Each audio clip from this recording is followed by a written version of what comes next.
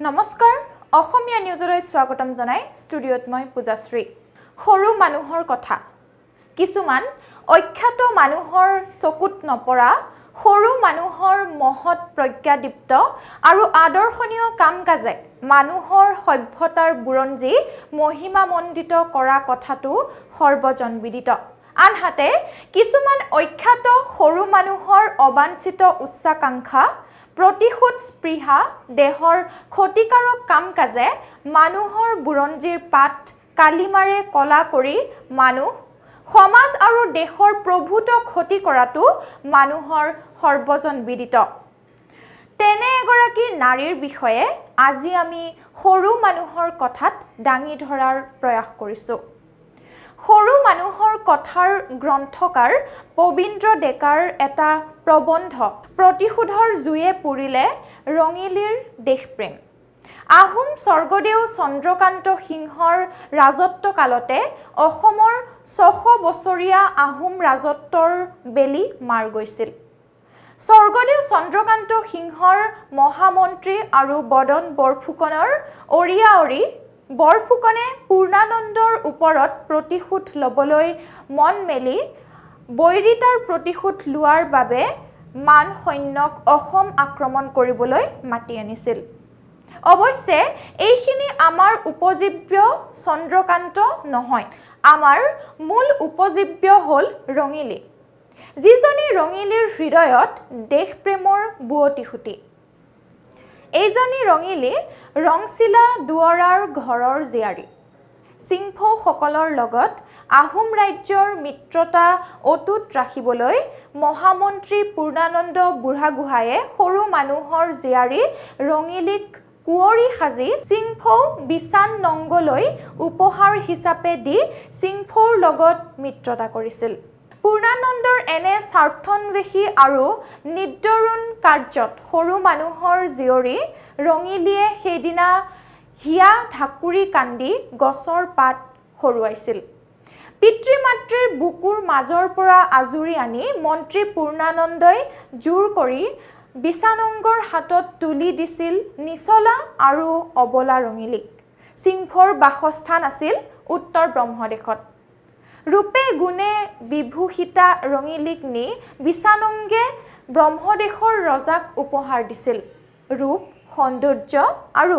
বুদ্ধিৰ বলত এদিন ব্ৰহ্ম ৰজাৰ ৰাণী হৈ ৰঙিলীয়ে ৰাজকাৰেং শুৱনি কৰি তুলিছিল নিজ ইচ্ছাৰ বিৰুদ্ধে সেই সৰু মানুহৰ ছোৱালী ৰঙিলীক বল কৰি পূৰ্ণানন্দই ব্ৰহ্মদেশলৈ পঠিয়াইছিল সেই ৰঙিলীক অসমৰ মানুহে পাহৰি গৈছিল বদন বৰফুকনেও জনা নাছিল যে ৰঙিলী নামৰ ছোৱালী এজনীক পূৰ্ণানন্দৰ নিজৰ স্বাৰ্থৰ বাবে বিছানংগক দিয়া ছোৱালীজনীয়ে ব্ৰহ্মৰজাৰ ৰাজকুঁৱৰী হৈ ৰাজহাউলি শুৱনি কৰি তুলিছিল পিতৃ-মাতৃ আত্মীয় স্বজন আৰু অসমৰ পৰা বিচ্ছিন্ন হোৱা ৰঙিলীয়ে এদিন অপ্ৰত্যাশিতভাৱে বদন বৰফুকনক লগ পাইছিল ব্ৰহ্ম ৰজাৰ ৰাজধানীৰ ওচৰত বহু দিনৰ মূৰত অসমৰ মানুহ লগ পাই অসমীয়া মাত কথা শুনি ৰঙিলী আনন্দিত হৈছিল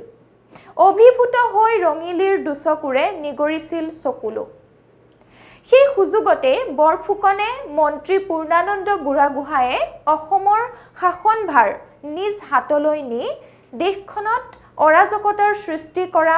চন্দ্ৰকান্তক ৰজা ভাঙি বুঢ়াগোহাঁয়ে ৰজা হৈ অসমৰ মানুহক কাটি মাৰি শেষ কৰা তেওঁ নিজ প্ৰাণ লৈ পলাই অহা আদি কথা কৈ ৰঙিলীৰ জৰিয়তে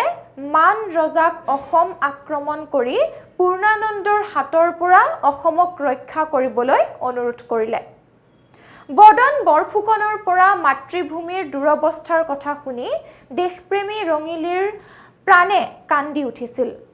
লগে লগে পূৰ্ণানন্দ বুঢ়াগোহাঁইৰ ওপৰত প্ৰতিশোধ লোৱাৰ বাসনা জাগি উঠিছিল ৰঙিলীৰ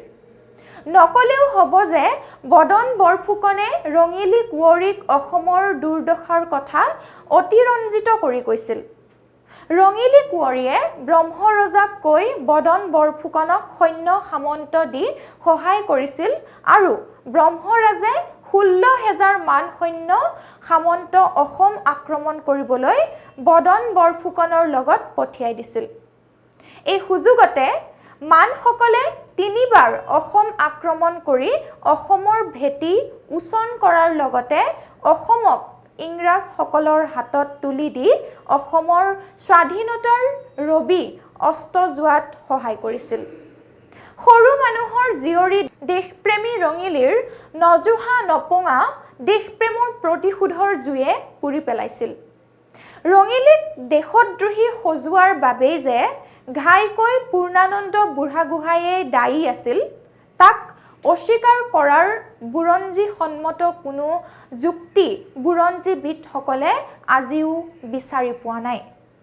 ধন্যবাদ চাই থাকিব অসমীয়া নিউজ